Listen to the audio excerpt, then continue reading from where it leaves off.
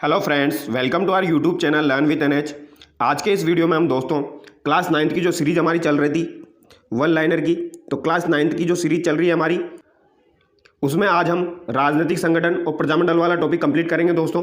ठीक है, question number 177 तक हम डिस्कस कर चुके थे। आज हम 178 से शुरू करेंगे। ठीक है, ये वीडियो बहुत ही शानदार होने वाला है दोस्तों। काफ़ी सारी यहाँ पर आपको इन्फॉर्मेशन मिलने वाली है, और जो भी विद्यार्थी चैनल पर नए हैं वो चैनल को सब्सक्राइब कर ले। और आप हमारे टेलीग्राम चैनल से भी जुड़ सकते हैं दोस्तों, वहाँ पर भी आपको काफ़ी सारे अच्छे अच्छे क्वेश्चन करवाए जाते हैं। ठीक है, और ये वीडियो बहुत ही शानदार होने वाला है, शुरू से लेकर एंड तक जरूर देखिए। ठीक है, तो चलिए शुरू करते हैं। क्वेश्चन नंबर 178, कांग्रेस की स्थापना कब हुई? तो दोस्तों कांग्रेस की स्थापना कब हुई थी? तो ये 1885 में हुई थी। कब हुई थी? 28 दिसंबर 1885 को हुई थी। ये आपको ध्यान रखना है। ठीक है, कांग्रेस की स्थापना जब हुई थी, ये किसके द्वारा की गई थी? तो ये आपके ए.ओ. होम के द्वारा की गई थी। ये आपको ध्यान रखना है, किसके द्वारा की गई थी? ए.ओ. होम के द्वारा की गई थी। और यहाँ पर अध्यक्ष किसको बनाया गया था? ये भी एग्जाम में पूछा जाता है। तो ये व्योमेश बनर्जी को बनाया गया था। ये आपको ध्यान रखना है, किसको बनाया गया था? व्योमेश बनर्जी को। ठीक है, और यहाँ पर पहली विदेशी महिला अध्यक्ष कौन थी? तो पहली महिला विदेशी अध्यक्ष आपकी एनी बेसेंट हो जाएगी। ठीक है, एनी बेसेंट हो जाएगी। ये आपको ध्यान रखना है। ठीक है, ये भी एग्जाम में पूछा जाता है। और प्रथम स्वदेशी महिला अध्यक्ष कौन हो जाएगी? तो आपकी सरोजिनी नायडू हो जाएगी। कौन हो जाएगी? सरोजिनी नायडू। ठीक है, स्वदेशी महिला अध्यक्ष। ये कहाँ से थी? ये यूपी से थी। और भारत की पहली महिला राज्यपाल भी यही रही है। ये आपको ध्यान रखना है। और अगर आपसे पूछा जाए दोस्तों भारत की पहली महिला मुख्यमंत्री कौन थी, तो पहली महिला मुख्यमंत्री आपकी सुचेता कृपलानी है। ये भी आपको ध्यान रखना है। कौन थी? सुचेता कृपलानी। ठीक है, ये एक्स्ट्रा इन्फॉर्मेशन है, आपको ध्यान रखना है। ये बेसिक बेसिक क्वेश्चन सेट के एग्जाम में पूछे जाएंगे।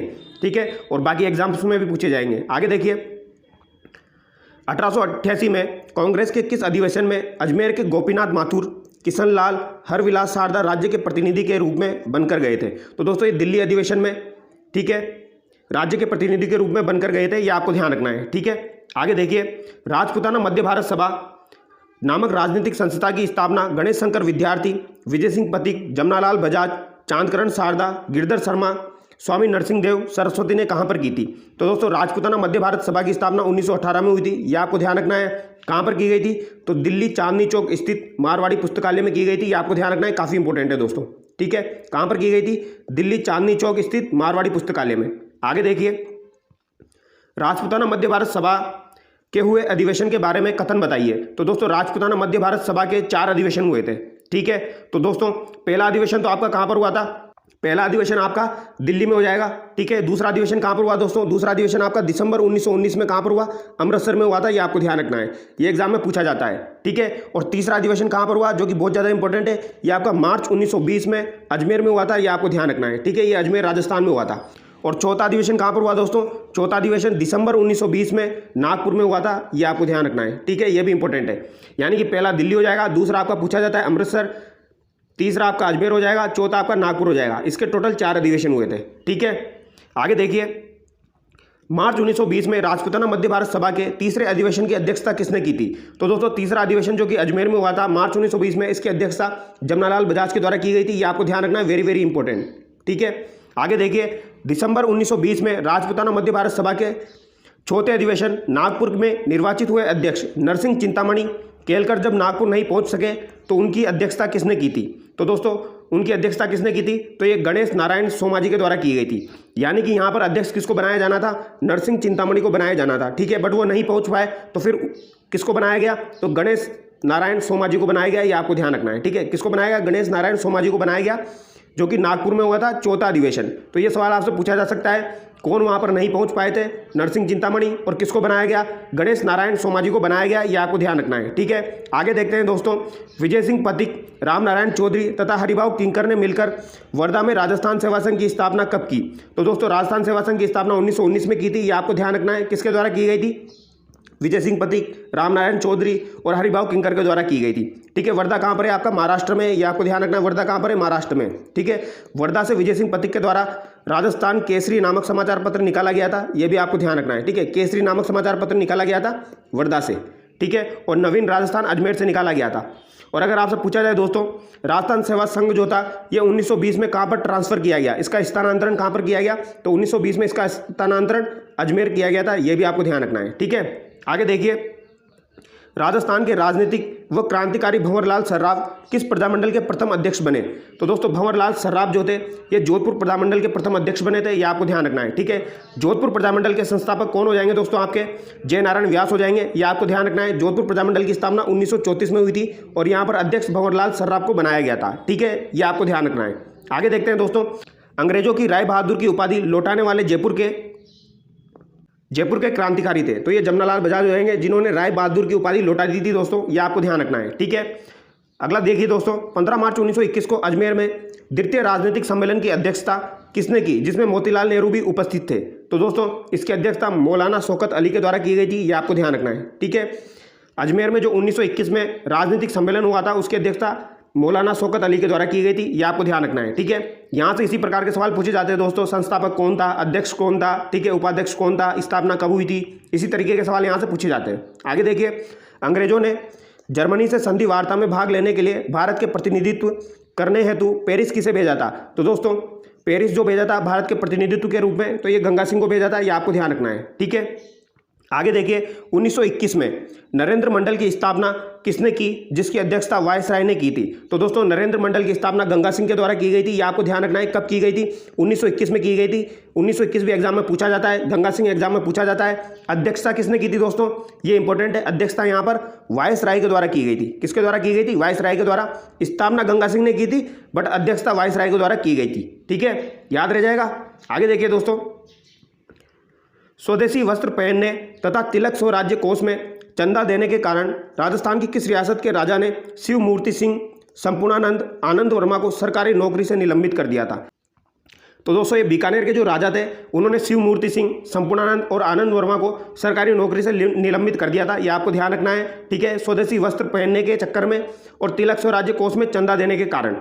तो ये इंपॉर्टेंट है दोस्तों, यानी कि ये आंदोलन में भाग ले रहे थे, स्वदेशी वस्त्र पहन रहे थे, तिलक स्वराज्य कोष में चंदा दे रहे थे। तो दोस्तों ये राजा को पसंद नहीं आया और राजा ने इनको सरकारी नौकरी से निलंबित कर दिया। ठीक है, किस किस को? शिव मूर्ति सिंह, संपूर्णानंद और आनंद वर्मा।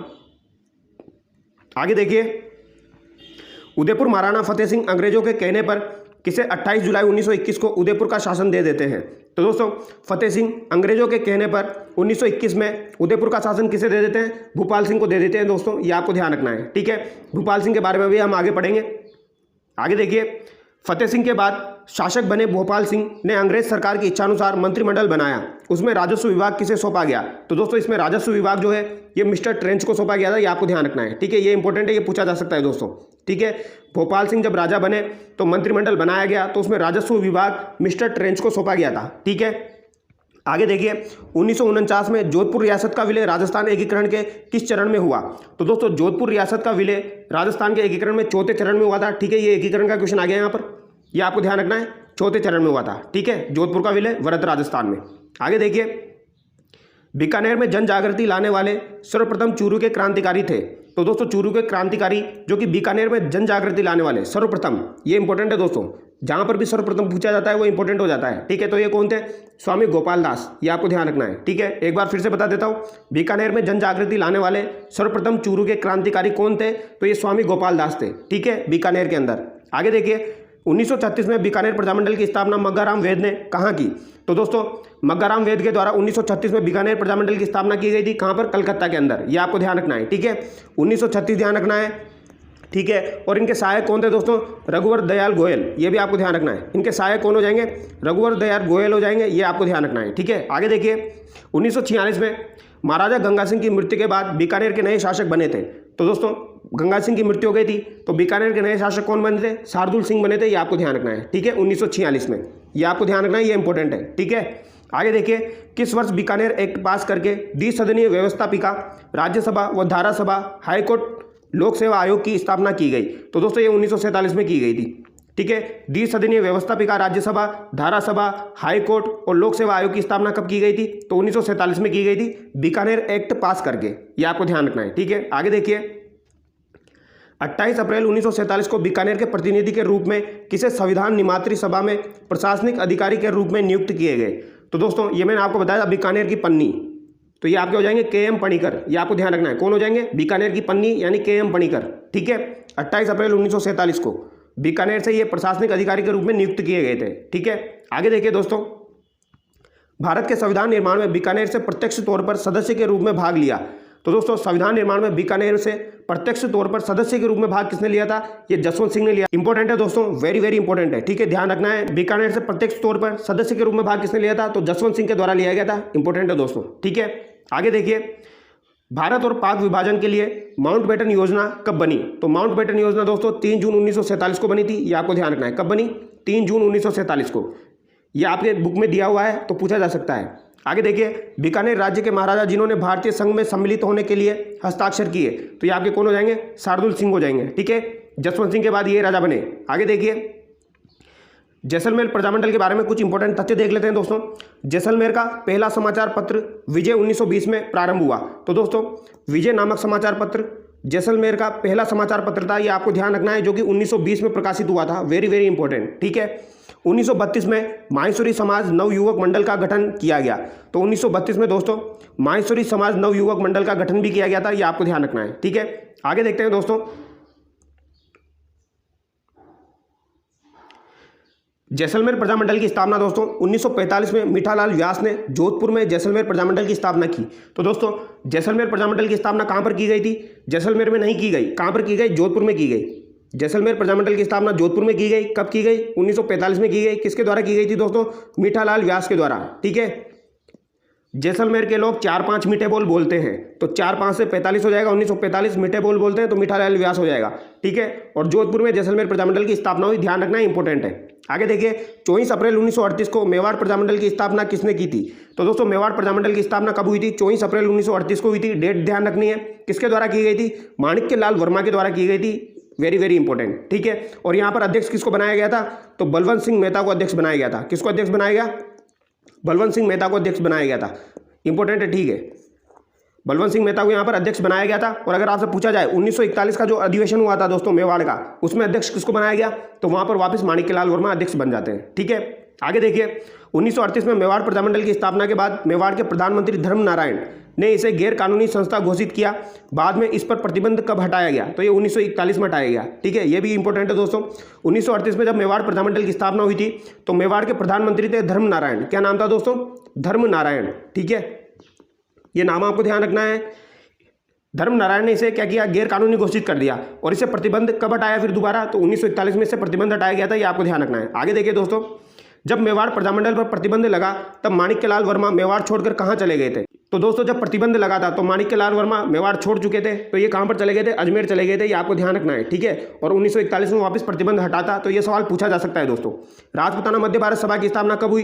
तो 1918 में हुई दोस्तों। इसके 4 अधिवेशन हुए थे। पहला आपका दिल्ली में हो जाएगा, दूसरा आपका अमृतसर में हो जाएगा, तीसरा अजमेर में हो जाएगा और चौथा नागपुर में हो जाएगा, ठीक है। ये हम डिस्कस कर चुके हैं। आगे देखिए दोस्तों, 1931 में गठित जयपुर प्रजामंडल राजनीति में प्रवेश कब किया? तो दोस्तों जयपुर प्रजामंडल की स्थापना 1931 में हुई थी। किसके द्वारा की गई थी? कपूर चंद पाटनी के द्वारा की गई थी, ठीक है। कपूर चंद पाटनी के द्वारा की गई थी, ये आपको ध्यान रखना है।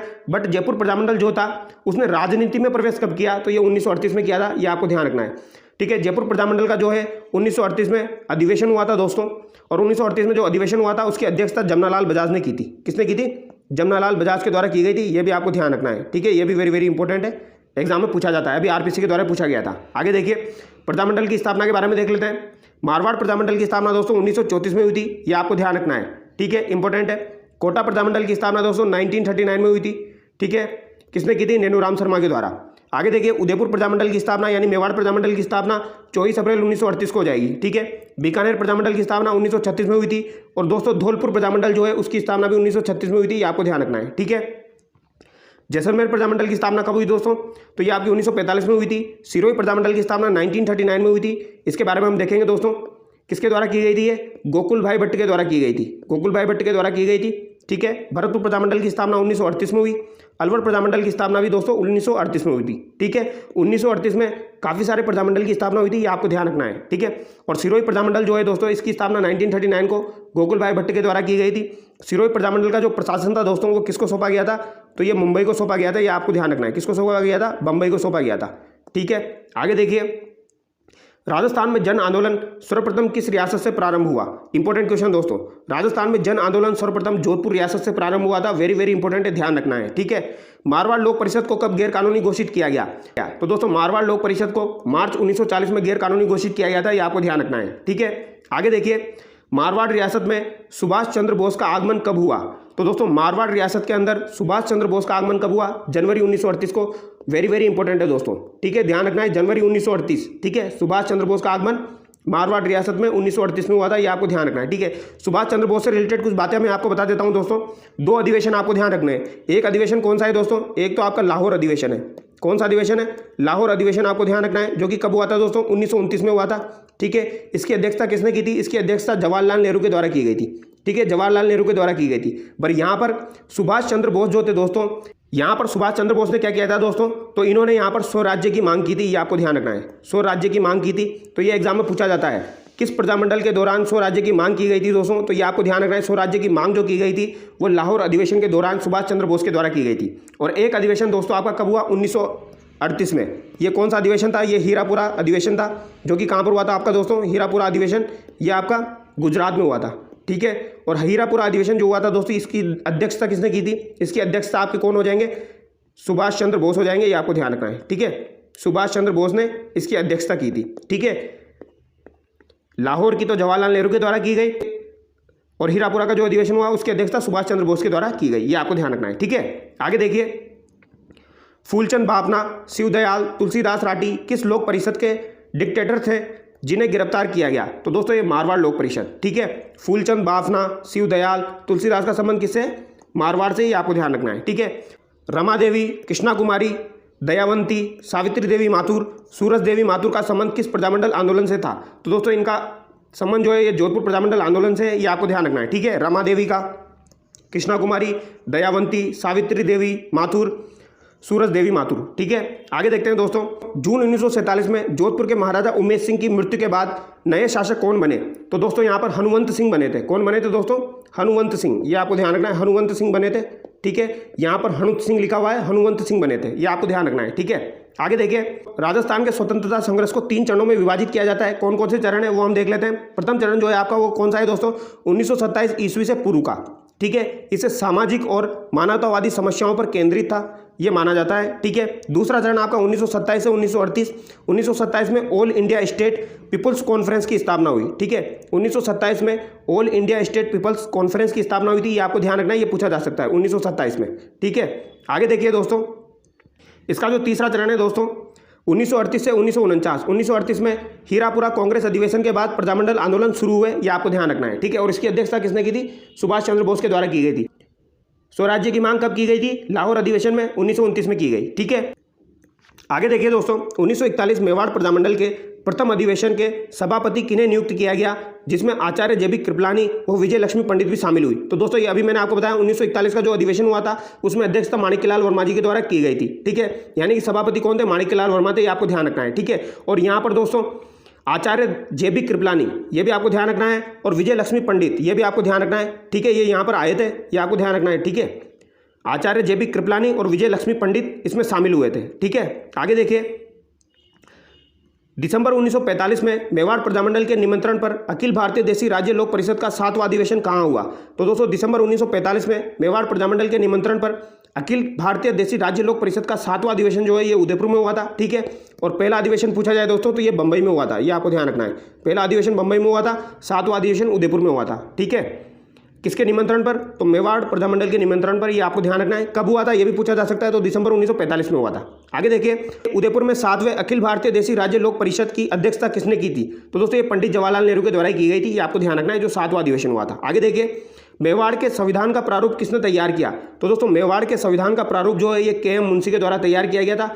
वेरी वेरी इंपॉर्टेंट है, ध्यान रखना है, ठीक है। के एम मुंशी काफी बार पूछा जाता है। मेवाड़ के संविधान का प्रारूप के एम मुंशी ने तैयार किया। कोटा में प्रजामंडल आंदोलन का श्रेय किसे जाता है? तो दोस्तों ये नेनूराम शर्मा को जाता है, ये आपको ध्यान रखना है। किसको जाता है? नेनूराम शर्मा। और एक और है दोस्तों अभिन्न हरि, ठीक है। आगे देखिए, अभिन्न हरि ने कोटा प्रजामंडल की स्थापना 1939 में कहाँ की, जिसकी अध्यक्षता नेनूराम शर्मा ने की थी? तो दोस्तों ये मांगरोल में की थी, ये आपको ध्यान रखना है, ठीक है। इसकी स्थापना कहाँ पर की थी? मांगरोल के अंदर की गई थी, ये आपको ध्यान रखना है, ये पूछा जा सकता है। आगे देखिए, 1940 में रामतलाई क्षेत्र में कोटा प्रजामंडल का अधिवेशन आयोजित किया, उसकी अध्यक्षता किसने की? तो दोस्तों कोटा प्रजामंडल का जो अधिवेशन हुआ था रामतलाई के अंदर 1940 में, इसकी अध्यक्षता अभिन्न हरि ने करी थी, ये आपको ध्यान रखना है। ठीक है, मांगरोल में जो हुआ था दोस्तों, जिसकी स्थापना हुई थी, उसकी अध्यक्षता तो आपके नेहरूराम शर्मा ने की थी, बट रामतलाई क्षेत्र 1940 में जो कोटा प्रजामंडल का अधिवेशन हुआ था उसकी अध्यक्षता अभिन्न हरि ने करी थी। ये दोनों बातें आपको ध्यान रखनी है। ठीक है, आगे देखिए, मास्टर शंभुदयाल सक्सेना, नाथूलाल जैन, श्याम नारायण सक्सेना, सेठ मोतीलाल वकील, श्रीमती वेणी माधव का संबंध किस प्रजामंडल से था? तो दोस्तों इनका संबंध कोटा प्रजामंडल से, ये आपको ध्यान रखना है। ठीक है, और एक आपके दोस्तों तनसुख लाल का संबंध भी किससे है? कोटा प्रजामंडल से, ये आपको ध्यान रखना है। तो शंभुदयाल सक्सेना, नाथूलाल जैन, श्याम नारायण सक्सेना, सेठ मोतीलाल वकील, श्रीमती वेणी माधव का संबंध किससे है? कोटा प्रजामंडल से। और तनसुख लाल का संबंध भी किससे? कोटा प्रजामंडल से, ये आपको ध्यान रखना है। वेरी वेरी इंपॉर्टेंट है। ठीक है, आगे देखिए, राजस्थान एकीकरण के दूसरे चरण के उपराज्य प्रमुख बने भीम सिंह का संबंध किस रियासत से था? तो दोस्तों भीम सिंह का संबंध जो है वो कोटा रियासत से, ये आपको ध्यान रखना है। आगे देखिए, किसान आंदोलन से संबंधित नमाना ग्राम का संबंध किस प्रजामंडल से था? तो दोस्तों नमाना ग्राम जो है इसका संबंध जो है ये बूंदी प्रजामंडल से, ये आपको ध्यान रखना है, इंपॉर्टेंट है। आगे देखिए दोस्तों, 1931 में बूंदी प्रजामंडल की स्थापना किसकी अध्यक्षता में हुई? तो दोस्तों 1931 में एक तो आपका जयपुर प्रजामंडल की गठन हुआ था और एक आपका बूंदी प्रजामंडल का गठन हुआ था 1931 में। इसकी अध्यक्षता किसने की दोस्तों? तो कांति रानी ने की, ये आपको ध्यान रखना है, बूंदी प्रजामंडल की। आगे देखिए, जमनालाल बजाज ने जयपुर में चरखा संघ की स्थापना कब की? तो दोस्तों जमनालाल बजाज के द्वारा जयपुर में चरखा संघ की स्थापना की गई थी। यह भी इंपॉर्टेंट है, पूछा जाता है कब की थी चरखा संघ की स्थापना? 1927 में की थी जमनालाल बजाज के द्वारा। ठीक है, आगे देखिए, 1931 में जयपुर प्रजामंडल की स्थापना कब की और राजस्थान का प्रथम व सबसे प्राचीन प्रजामंडल था? तो दोस्तों 1931 में जयपुर प्रजामंडल की स्थापना कपूरचंद पाटनी के द्वारा की गई थी और 1938 में जो इसका अधिवेशन हुआ था उसकी अध्यक्षता जमनालाल बजाज ने की थी। ठीक है, जमनालाल बजाज के द्वारा ही चरखा संघ की स्थापना 1927 में की गई, ये आपको ध्यान रखना है। आगे देखिए, 1940 में जयपुर प्रजामंडल के अध्यक्ष के लिए निर्वाचित किया गया। तो 1940 में जयपुर प्रजामंडल के अध्यक्ष के लिए हीरालाल शास्त्री को निर्वाचित किया गया। ठीक है, ये आपको ध्यान रखना है, 1940 में, इंपॉर्टेंट है। जयपुर प्रजामंडल का तीसरा अधिवेशन कब हुआ? तो दोस्तों जयपुर प्रजामंडल का तीसरा अधिवेशन अप्रैल 1938 में हुआ था, ये आपको ध्यान रखना है। ठीक है, जिसमें अध्यक्षता जमनालाल बजाज के द्वारा की गई। ठीक है, आगे देखिए, 1942 में भारत छोड़ो आंदोलन के दौरान हीरालाल शास्त्री व जयपुर के प्रधानमंत्री जिनके बीच समझौता हुआ। तो दोस्तों हीरालाल शास्त्री और जयपुर के प्रधानमंत्री मिर्जा इस्माइल के बीच में जेंटलमैन एग्रीमेंट हुआ था। जेंटलमैन एग्रीमेंट हुआ था, कब हुआ था? 1942 में हुआ था, ये आपको ध्यान रखना है। ठीक है, इसके तहत जयपुर प्रजामंडल ने भारत छोड़ो आंदोलन में भाग नहीं लिया था। ठीक है, और इसी वजह से बाबा हरिश्चंद्र के द्वारा फिर आज़ाद मोर्चे का गठन किया गया था। आगे देखिए, जब जयपुर प्रजामंडल ने भारत छोड़ो आंदोलन में भाग नहीं लिया, तो दोस्तों भाग नहीं लिया था किसके तहत? जेंटलमैन एग्रीमेंट के तहत। तो किसके नेतृत्व में आज़ाद मोर्चे का गठन किया गया? तो दोस्तों आज़ाद मोर्चे का गठन किया गया भाग लेने के लिए, ये बाबा हरिश्चंद्र ने किया था। कब किया था? 1942 में, ये आपको ध्यान रखना है। ठीक है, आगे देखिए दोस्तों,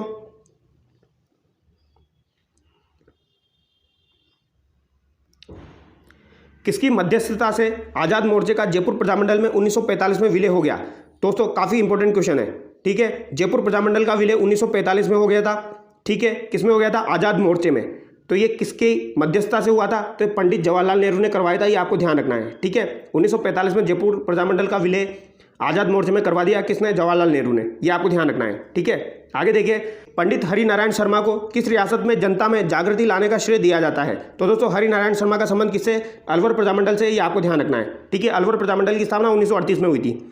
पंडित हरिनारायण शर्मा व कुंज बिहारी लाल मास्टर भोलानाथ ने मिलकर किस प्रजामंडल की स्थापना 1938 में की? तो ये अलवर प्रजामंडल की स्थापना की थी हरिनारायण शर्मा, कुंज बिहारी और मास्टर भोलानाथ। ठीक है, आगे देखिए दोस्तों, जनवरी 1944 में अलवर प्रजामंडल का प्रथम अधिवेशन किसकी अध्यक्षता में हुआ? तो दोस्तों अलवर प्रजामंडल का भी प्रथम अधिवेशन हुआ था, कब हुआ था? 1944 में हुआ था, ये आपको ध्यान रखना है। ये किसकी अध्यक्षता में हुआ था?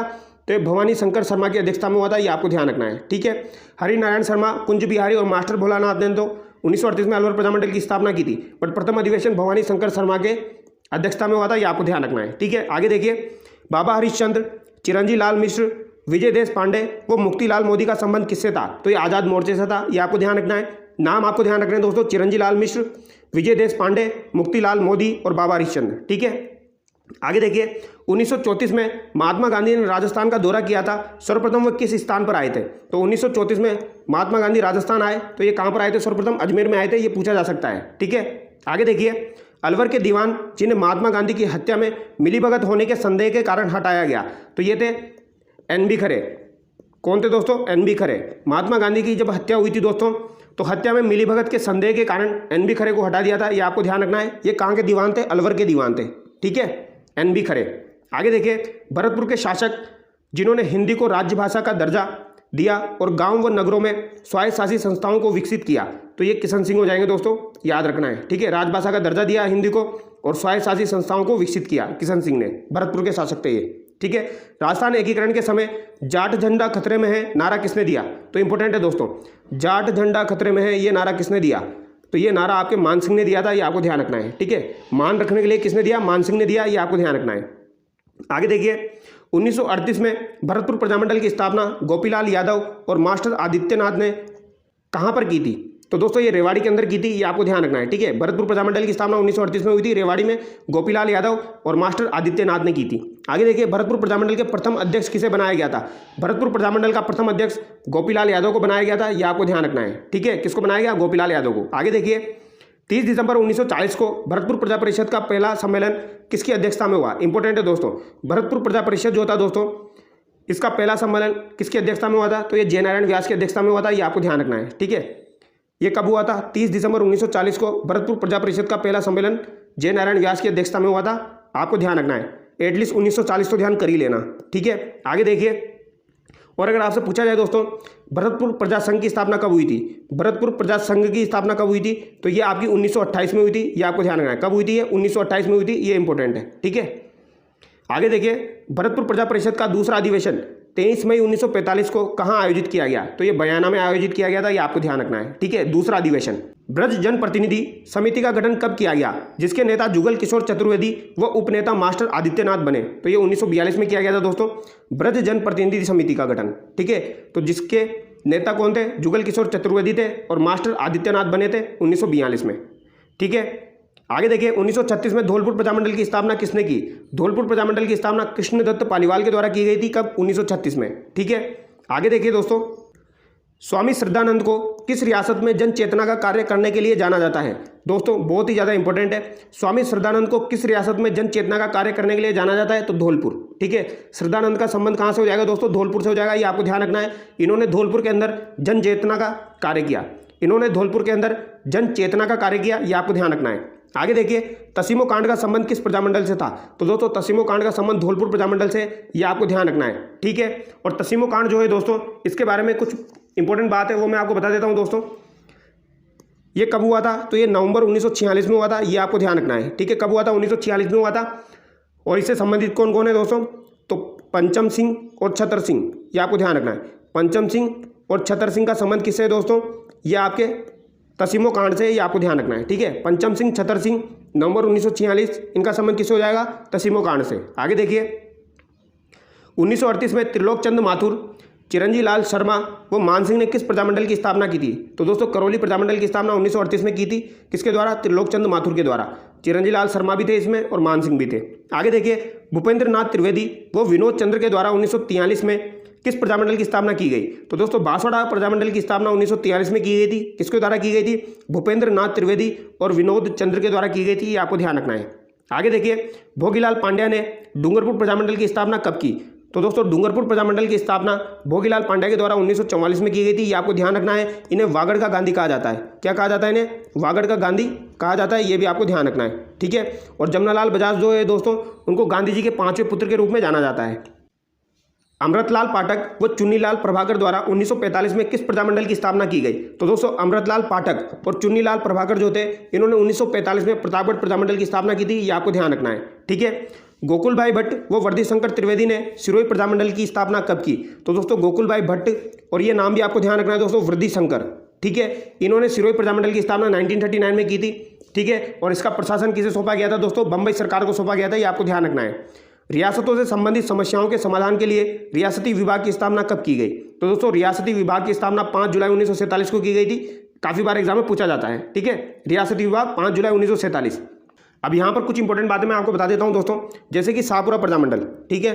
शाहपुरा प्रजामंडल जो है इसकी स्थापना कब हुई थी? इसकी स्थापना 1938 में हुई थी। किसके द्वारा की गई थी दोस्तों? तो लादूराम व्यास, रमेश चंद्र, ओझा ठाकुर और सुदर्शन देव के द्वारा की गई थी। ये आपको ध्यान रखना है, लादूराम व्यास आपको ध्यान रखना है, ठीक है। लादूराम व्यास के द्वारा की गई थी। धौलपुर प्रजामंडल की स्थापना दोस्तों 1936 में किसने की थी? कृष्णदत्त पालीवाल ने की थी। और एक और नाम आपको ध्यान रखना है दोस्तों, ज्वाला प्रसाद जिज्ञासु, ठीक है। इनका संबंध किससे है? इनका संबंध जो है ये धौलपुर प्रजामंडल से ही है, ये आपको ध्यान रखना है, ठीक है। और सदानंद जी का संबंध किससे हो जाएगा? धौलपुर से। तसीमु कांड का संबंध धौलपुर से हो जाएगा, पंचमचिंद छतर सिंह, ठीक है। तो एक आपका है कुशलगढ़ प्रजामंडल दोस्तों। कौन सा प्रजामंडल है? कुशलगढ़ प्रजामंडल।